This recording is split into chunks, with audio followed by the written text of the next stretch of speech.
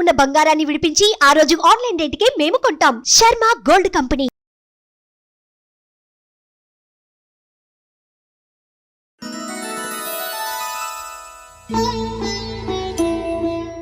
అందరికీ నమస్కారం. శ్రీ క్రోధినామ సంవత్సర ఉగాది శుభాకాంక్షలు. ప్రస్తుతం మనతో పాటు ప్రముఖ జ్యోతిష్యులు, శ్రీచక్రపీఠం వ్యవస్థాపకులు, 2 తెలుగు రాష్ట్రాల ప్రజలకు ఎంతో ఇష్టమైన గురువర్యులు, సుమన్ టీవీ ఆస్థాన ధార్మికులు డాక్టర్ ప్రదీప్ జోషి గారు మనతో పాటు ఉన్నారు.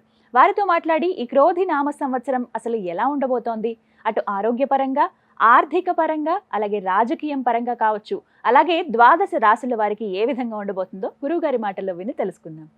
గురుగారు నమస్కారం అండి. శ్రీమాత్రే నమః. ఎలా ఉన్నారు? అంతా అమ్మదయ.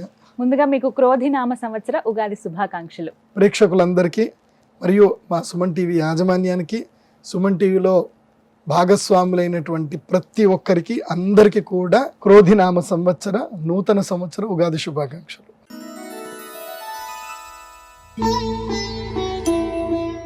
క్రోధి పేరు వింటే కొంచెం అంటే ఏమిటా అర్థం అని తెలుసుకోవాలని ఉంటుంది. ఎందుకంటే ఆ ప్రభావం సంవత్సరం అంతా ఈ మానవాళ్ళందరిపైన ఉంటుంది అనేది వింటున్న మాటే. క్రోధి అంటే ముందుగా అర్థం ఏమిటి, ఈ క్రోధినామ సంవత్సరం ఏ విధంగా ఉండబోతుంది అంటే ఏం చెప్తారు? శ్రీ గురుభ్యో నమః. శ్రీమాత్రే నమః. అచింత్యావ్యక్తరూపాయ నిర్గుణాయ గుణాత్మనే సమస్త జగదాధార మూర్తయే బ్రహ్మణే నమః. యోంత ప్రవిశ్య మమ వాచమిమాం ప్రసుప్తాం సంజీవయత్యఖిల శక్తిధరస్వధామ్న అన్యాంశ్చ హస్తచరణశ్రవణత్వగాదీన్ ప్రాణాన్నమో భగవతే పురుషాయ తుభ్యం. వ్యాసాయ భవనాశాయ శ్రీశాయ గుణరాశయే వృద్ధ్యాయ శుద్ధ విద్యాయ మధ్వాయ చ నమో నమః. ప్రథమో హనుమాన్నామ ద్వితీయో భీమ ఏవ చ పూర్ణప్రజ్ఞస్తృతీయస్తు భగవత్కార్య సాధకాః. సత్యాభిఘ్నకరాబ్జోత్తాన్ పంచాశద్వర్షపూజకాన్ సత్యప్రమోదతీర్థార్యాన్ నౌమిన్యాయ సుధారుతాన్ ఉత్తరాధిమఠాధీశాన్ సీతాపత్యర్చకాన్ మునీన్ రఘుత్తమ సకాశస్థాన్ సత్యాత్మానాం గురూన్ భజే. శ్రీమాత్రే నమః. శ్రీ గురుభ్యో నమః. వాగీషాద్యాః సుమనసః సర్వార్థానాముపక్రమే యమ్నత్వా కృతకృత్యా స్యుః తం నమామి గజాననం. శారదా శారదాంబోజ వదనా వదనాంబుజే సర్వదా సర్వదాస్మాకం సన్నిధిః సన్నిధిం క్రియాత్. మనోజవం మారుతతుల్యవేగం జితేంద్రియం బుద్ధిమతాం వరిష్టం వాతాత్మజం వానరయూథముఖ్యం శ్రీరామదూతం శరణం ప్రపద్య. జై శ్రీరామ్. శ్రీమాత్రే. క్రోధి నామ సంవత్సరం. మొట్టమొదటిగా నాకు ఈ సంవత్సరములు మన పంచాంగ శ్రవణం చెప్పేటప్పుడు నాకు చిన్నప్పటి రోజులు గుర్తుకొస్తాయి. చిన్నప్పుడు మనకి తెలుగు సబ్జెక్ట్ ఉంటుండే, నేను తెలుగు మీడియంలోనే చదువుకున్నాను. అప్పుడు వెంకటరమణ ఎక్కాల పుస్తకం అనేది ఒకటి దొరికేది, చాలా ఫేమస్. దాంట్లో ఎక్కాలతో పాటు ఏం ఇచ్చేవాళ్ళు అంటే సంవత్సరాల పేరు ఇచ్చారు. ప్రభవ, విభవ, శుక్ల, ప్రమోదూత, ప్రజోత్పత్తి, అలా 60 సంవత్సరాలు ఇచ్చారు. చిన్నప్పుడు మాకు గురుకులంలో మొట్టమొదటిగా మాకు మా అమ్మగారు కానీ మా ఇంట్లో చిన్నప్పుడు మాకు నేర్పించింది ఏంటంటే ఈ 60 సంవత్సరాల పేర్లు నీకు నోటికి రావాలి. 12 మాసాల పేర్లు, చైత్రం, వైశాఖం, జ్యేష్టం, ఆషాఢం, శ్రావణం మాసాల పేర్లు రావాలి, నక్షత్రాల పేర్లు రావాలి, యోగాల పేర్లు రావాలి, కరణాల పేర్లు ఇవన్నీ రావాలి అనేది మా ఇంట్లో బేసిక్ అనమాట. చిన్నప్పటి నియమం. అంటే అన్నం తినాలి అని అంటే ఫస్ట్ అన్నం తినే ముందు ఇవన్నీ చదవాలి. ఇవన్నీ చదివినాకనే అన్నం పెట్టడం, లేకపోతే లేదు. ఇది మీరు అందరు కూడా మీ ఇళ్లలో ఇప్పటి నుంచి ఫాలో అవ్వండి. ఎందుకోసం అంటే మన సనాతన ధర్మానికి సంబంధించి ఏంటంటే ఇవే ఈ సంవత్సరాల పేర్లే మన జీవితాన్ని మనకి చెప్తాయి. ఒకటి గుర్తుపెట్టుకోండి, ఇప్పుడు మనకి 2019, 2020 అది ఏ సంవత్సరము అంటే వికారి నామ సంవత్సరం. వికారం అంటే ఏంది? వికారం అంటే సకారం కానిది వికారం అంటే వికృతమైంది, ఇబ్బందులు పెట్టేది, అది వికృతి నామ సంవత్సరం, దాన్ని వికారి నామ సంవత్సరం. 2020లో ఏం జరిగింది? ప్రపంచం మొత్తం కూడా గడగడలాడిపోయింది, వికృతి అయింది. ఏం వికృతి అయింది? కోవిడ్, కరోనా వచ్చేసి మొత్తం అసలు మన కళ్ళలో కూడా ఎప్పుడు ఊహించి ఉండలేము. 60 రోజులు 90 రోజులు మనం ఇంట్లోనే ఉంటాము, లాక్డౌన్ అవుతామని ఎన్నడూ ఊహించలే. జరిగింది. భయంకరమైన వ్యాధులు వచ్చాయి, ఎంతో మంది చనిపోయారు, కొన్ని దేశాల యొక్క ఆర్థిక వ్యవస్థలు పడిపోయాయి. అది వికృతి. ప్రకృతి అంటే సజావుగా ఉండడము, వికృతి అంటే ఇదైపోవడం. ఆ తర్వాత వచ్చింది ఏంటి? శార్వరి నామ సంవత్సరం. శార్వరి నామ సంవత్సరం ఏం చేసిందంటే అందరి జీవితాలను చీకట్లోకి నెట్టేసింది. ఎందుకోసం అంటే ఇప్పుడు కోవిడ్ వచ్చే సందర్భంలో ఎంతో మంది కొత్త కొత్త వ్యాపారాలు పెట్టారు, బాగుంటుంది అనుకున్నారు.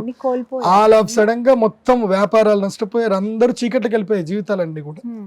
ఆ తర్వాత ఏమైంది, ప్లవనామ సంవత్సరం వచ్చింది. అంటే జంప్, అందరినీ తీసుకెళ్లి జంప్ చేయించింది. అంటే నదిని ఎట్లాగైతే దాటించి ఒడ్డు చేర్చిందో ప్లవనామ సంవత్సరం అందరినీ కూడా ఒడ్డు చేర్చింది. సో శోభకృత నామ సంవత్సరం లాస్ట్ ఇయర్ ఏమైంది, అందరికీ శుభాలు కలిగాయి, భారతదేశం యొక్క మార్కెట్ కూడా పెరిగింది, మళ్ళీ అందరు ఇల్లు కట్టుకుంటున్నారు, మళ్ళీ అందరికి ఉద్యోగాలు వచ్చాయి, మళ్ళీ క్యాబ్ డ్రైవర్లకు పని దొరికింది, మళ్ళీ అందరు కూడా ఎటు వెళుతున్నారు, ఫ్లైట్లలో తిరుగుతున్నారు, ఆఫీస్లకి డైరెక్ట్ వెళ్తున్నారు, ఇంకా వర్క్ ఫ్రమ్ హోమ్ తగ్గింది, ఇబ్బందులన్నీ అయిపోయి అన్ని శుభాలు కలిగాయి. ఇప్పుడు ఏమవుతుంది అంటే క్రోధి నామ సంవత్సరం, అంటే ఇప్పటి వరకు వచ్చే 4 సంవత్సరాల పేర్లకు తగ్గట్టుగానే పనులు జరిగాయి. మరి ఇప్పుడు ఏంటి, క్రోధి నామ సంవత్సరం. క్రోధము, క్రోధి అంటే క్రోధము, అంటే ఈ సంవత్సర లక్షణం అంతా కూడా క్రోధం, అంటే కోపాలు ఎక్కువగా పెరుగుతాయి, విపరీతమైన కోపాలు పెరుగుతాయి, మనుషులకు మధ్యన నమ్మకం తగ్గిపోతుంది. సో హ్యాండ్ లోన్స్ ఇచ్చుకోవడము, కొట్లాడుకోవడము, భార్యాభర్తల మధ్యన కొట్లాడుకోవడము, చిన్న చిన్న తగాదాలకు రోడ్ల మీద ఆపేసుకొని రోడ్ల మీదనే కొట్లాడుకోవడము, ప్రతి చిన్నదానికి పోలీస్ స్టేషన్ వెళ్ళిపోవడము, కేసులు పెట్టుకోవడము, ఇలా ఈ సంవత్సరం అంతా ఎట్లా ఉంటుంది అనేది మనకి భగవద్గీత చెప్తుంది. క్రోధ లక్షణం ఏంది అనేది మన భగవద్గీత చెప్తుంది. క్రోధాత్ భవతి సమ్మోహ, సమ్మోహాత్ స్మృతి విభ్రమ, స్మృతి భ్రంశాత్ బుద్ధినాశ, బుద్ధినాశాత్ ప్రణశ్యతి. క్రోధం యొక్క లక్షణం మనకి కృష్ణుడు చెప్పాడు. ఈ సంవత్సరం అంతా ఇదే జరుగుతుంది. అంటే మనుషులు క్రోధముతో ఏమవుతారంటే క్రోధాద్భవతి సమ్మోహ, అంటే ఒక సమ్మోహంలో పడిపోతారు. క్రోధం వచ్చింది అని అంటే ఒక మాయలో పడిపోతారు. ఏం జరుగుతుంది, ఏం కథ, పెద్ద చిన్న, ఎవరున్నారు ఎవరు లేరు, ఇంకేం ఆలోచించరు. కోపం వచ్చింది అని అంటే కోపం అనేది చండాలుడు అని అర్థం అన్నమాట. ఇంకా సో కోపం వచ్చింది అంటే మూర్ఖత్వం వచ్చేస్తుంది. దాంతో సమ్మోహం, క్రోధాద్భవతి సమ్మోహం, సమ్మోహాత్ స్మృతి విభ్రమ, అంటే బుద్ధి మొత్తం పనిచేయకుండా పోతుంది. స్మృతి భ్రంశాత్ బుద్ధినాశ, దాంతో బుద్ధి పనిచేయదు. ఏ పని చేయాలి, ఎవరితో ఎంత మాట్లాడాలి, ఎక్కడ పెట్టుబడులు పెట్టాలి, ఎక్కడ పెట్టకూడదు, అసలు ఎవరికి అమ్మాలి, ఎవరు నమ్మాలి, ఎవరు నమ్మకూడదు, ఎక్కడ సంతకాలు పెట్టాలి, ఎక్కడ పెట్టకూడదు, ఇలాంటివన్నీ కూడా పాడైపోతాయి. బుద్ధినాశాత్ ప్రణశ్యతి, దాంతో ఇవి అవుతుంది. కాబట్టి ఈ క్రోధి నామ సంవత్సరం వల్ల ఏం జరుగుతుందనంటే మద్యము తాగే వాళ్ళు ఎక్కువ అవుతారు, డ్రగ్స్ తీసుకునే వాళ్ళు ఎక్కువ అవుతారు, ఆల్కహాల్ అడిక్ట్స్ ఎక్కువ అయిపోతారు, సైకోసమాటిక్ డిసీజ్లు ఉండే వాళ్ళు ఎక్కువైపోతారు, మానసిక వ్యాధులు ఎక్కువైపోతాయి. చిన్న పిల్లలు కూడా వీడియో గేమ్లు ఆడుతూ వాళ్ళని వాళ్ళు హింసించుకునే స్థాయికి వెళ్ళిపోతారు. సో ఈ వీడియో గేమ్లు చాలా ఎక్కువైపోతాయి. తర్వాత ఈ సంవత్సరం లోపల ప్రజలు సమ్మోహితులైపోయి బెట్టింగ్లు కట్టుకుంటూ, తర్వాత ఇంకా ఏవేవో ఉంటాయి కదా, ఈ మనీ లాండరింగ్లోనూ దీంట్లోనూ బిట్ కాయిన్స్లోనూ డబ్బులన్నీ పోగొట్టుకుంటారు. భార్యాభర్తల మధ్యన కలహాలు ఏర్పడతాయి, అక్రమ సంబంధాలు విపరీతమైపోతాయి, అందరు వెళ్ళి కోర్టులో వెళ్ళి కూర్చుంటారు. ఈ సంవత్సరము ఫ్యామిలీ కోర్టులో కేసులు కావాలంటే మీరు ఇప్పుడే చూసుకోండి. ఈ సంవత్సరము మొదలు ఫ్యామిలీ కోర్టులో కేసులు ఎన్ని ఉన్నాయి, వచ్చే సంవత్సరానికి ఈ సంవత్సరం మొత్తం మీద ఫ్యామిలీ కోర్టులో కేసులు ఇప్పుడు ఒకవేళ 5,000 కేసులు ఉన్నాయి అనుకుందాం, 20% కేసులు పెరుగుతాయి. అంటే 5,000 కేసులు అంటే మళ్ళీ 1000 కేసులు పెరుగుతాయి ఈ సంవత్సరం. 20% రెట్టింపు, ఇంకా 20 నేను చాలా తక్కువ చెప్పాను, ఇంకా పెరుగుతాయి. సో ఇలా ఫ్యామిలీ కోర్టులో కేసులు పెరుగుతాయి. వివాహ సంబంధాలు అనేటివి ఏం జరిగిపోతాయి అంటే వ్యాపార సంబంధాలుగా మారిపోతాయి. ఇలా ఈ సంవత్సరం అంతా కూడా ప్రజలు తగాదాలు పెట్టుకుంటూ, కోపాలు పెట్టుకుంటూ, అన్యోన్య బాంధవ్యాలు తగ్గించుకుంటూ, వస్తువులను ప్రేమిస్తూ, మనుషులని ప్రేమించడం తగ్గిస్తూ జీవిస్తారు ఈ సంవత్సరం. అన్ని చెడే కనిపిస్తున్నాయి గురుగారు. మంచి అంటే ఏమన్నా ఉందా ఈ సంవత్సరంలో? మంచి అనేది ఏదైనా ఉంది అని అంటే ఈ క్రోధము వల్ల కొంతమందికి మేలు జరుగుతుంది. ఒక్కోసారి క్రోధం వల్ల కూడా కొన్ని మేలు జరుగుతాయి.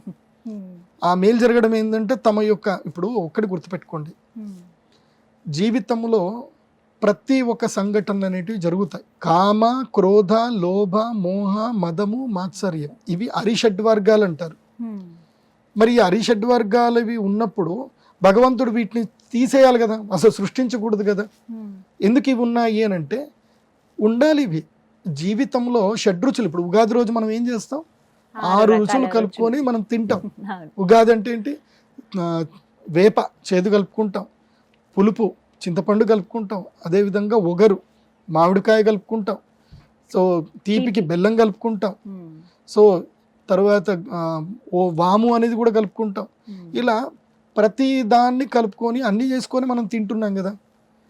అంటే ఉగాది ఏం చెప్తుందంటే జీవితము నవరసమయము షడ్రసోపేతమైనటువంటిది. కోపం వల్ల ఒక్కొక్కసారి కొంతమందికి మేలే జరుగుతుంది. ఇప్పుడు ఉదాహరణకి ఒక ఇద్దరు భార్యాభర్తలు ఉన్నారు అనుకుందాం, వాళ్ళకి ఎప్పుడు తగాదాలు జరుగుతున్నాయి. తన భర్త వల్ల ఆమె విసిగి వేసారిపోయింది. ఏదో ఒక సందర్భంలో ఆమె బ్రస్ట్ అవ్వాల్సిందే. సో ఆమె బర్స్ట్ అయినప్పుడు కోపంతో కొట్లాడుతుంది, లేదా కేసు పెడుతుంది, లేదంటే ఆ మొగుడైనా కేసు పెడతాడు. సో ఒక్కొక్క సందర్భంలో మనిషి ఎట్లాగైతే కనుక క్రోధం అనేటువంటిది తను బస్ట్ అయిపోవడం, అంటే ఓపిక సహనము స్థాయిని కోల్పోవడమే కోపం. సో ఆ కోపం వచ్చినప్పుడు కొన్ని మేలు జరుగుతాయి. దూరం అవ్వాల్సిన వాళ్ళు దూరం అవుతారు, దగ్గర అవ్వాల్సిన వాళ్ళు ధైర్యంతో దగ్గర అవుతారు. సో ఏది రైటు ఏది రాంగు అని చెప్పడానికి ఉండదు. ప్రకృతిని మనం ఎప్పుడు ఏమీ అనలేము, తక్కువ అంచనా అస్సలు వేయలేం. మనల్ని మించినటువంటి ఆల్గారితం తెలివితేటలు ప్రకృతికి ఉంటాయి. అదే మనకి ఏది మంచిదో అదే ఇస్తుంది. అలా మంచి చెడు అని కాదు, జీవితంలో ఒక్కొక్క స్థాయికి వెళతారు. ఇప్పుడు ఒక వ్యక్తికి చెడు జరగనప్పుడు అతని జీవితంలో మంచి జరగదు. గుర్తుపెట్టుకోండి, రెండు ఉండాలి. ఇప్పుడు ఒక కాయిన్ కి బొమ్మ బొరుసు రెండు ఉన్నట్టు జీవితంలో దేన్ని వచ్చినా నాకు తెలిసి ఒకటే, అది మంచి కానీ చెడు కానీ జీవితంలో ఏది వచ్చినా మనం యాక్సెప్టెన్స్ అనేది మనం అలవర్చుకోవాలి. ఎస్, నాకు ఇది పరిస్థితి ఉంది, నేను దీన్ని ఓవర్కమ్ చేయాలి. సో ప్రతి ఒక్క దాన్ని కూడా మనం ఓవర్కమ్ చేస్తూ పోవాలి. ఇప్పుడు ఉదాహరణకి నా జీవితంలోనే జరిగింది. 2014లో మా నాన్నగారు చనిపోయే సమయానికి నాకు శత్రువులందరూ మీద పడిపోయారు. నేను ఒక్కసారి రోడ్డు మీద పడిపోయాను. ఆ టైం నాకు చెడు టైం, కానీ నాకు అది మంచి చేసింది. ఆ 14 తెలిసింది. ఇప్పుడు నాకు చెడు టైం వచ్చింది. ఇప్పుడు నేనేం చేయాలి? నేను దీన్ని ఓవర్కమ్ చేయాలి. ఈ బ్యాడ్ టైంని నేను ఓవర్కమ్ చేయాలి. దానికి మనం తల వంచకూడదు. ఇప్పుడు సముద్రంలో ఆటలు వస్తున్నాయి, పెద్ద పెద్ద అలలు వస్తున్నాయి. అలా వచ్చినాయని సముద్రం మనం ఈదకుండా ఉంటామంటే చక్కగా పడవ తయారు చేసుకుంటాము. లోతెంతో తెలియకనే పడవల్లే అడుగేస్తే దారియను అంటుందా కడలైనా కదా. అంత పెద్ద కడలైనా సరే నువ్వు పడవలాగా అడుగయ్యి నీకు దారిస్తుంది. అలాగే ప్రతి సంవత్సరము కొంతమందికి ఆటుపోట్లు వస్తాయి, కొంతమందికి చెడు సందర్భాలు వస్తాయి. వాటి నుంచి మనము లెసన్స్ నేర్చుకొని ముందుకెళ్ళాలి. అదే ఈ క్రోధినామ సంవత్సరం చెప్తుంది. సో కోపాలు ఎక్కువ అవుతాయి, కోపతాపాలు ఎక్కువ అవుతాయి. కాబట్టి మిమ్మల్ని మీరు నిగ్రహించుకోవడం అనేది ఉంటుంది. కానీ అది ప్రకృతి, దాన్ని మనం ఏం చేయలేము. ఏది జరుగుతుందో అలా జరగనివ్వండి. ఏది జరిగినా మన మంచికి అనుకోవాలి. ఇది క్రోధినామ సంవత్సరం యొక్క అర్థము. సో ప్రజలు ప్రతి చిన్నదానికి మాత్రం గొడవలు పెట్టుకోకండి, అదొక్కటే నేను చెప్తాను. చాలా చక్కగా వివరించారండి. ముందుగా భయం వేసింది, అంత కోపం రగిలిపోతారు అందరూ అని అంటే, కానీ ఏది జరిగినా మన మంచికే, అది తర్వాత మంచికే దారి తీస్తుంది అన్నారు. కాబట్టి కాస్త ఊరట అనుకోవాలి మీ మాటలతో. అంతే. సుమన్ టీవీలో మీ పర్సనల్ అండ్ బిజినెస్ ప్రమోషన్స్ కోసం కింది నెంబర్కి కాంటాక్ట్ చేయండి.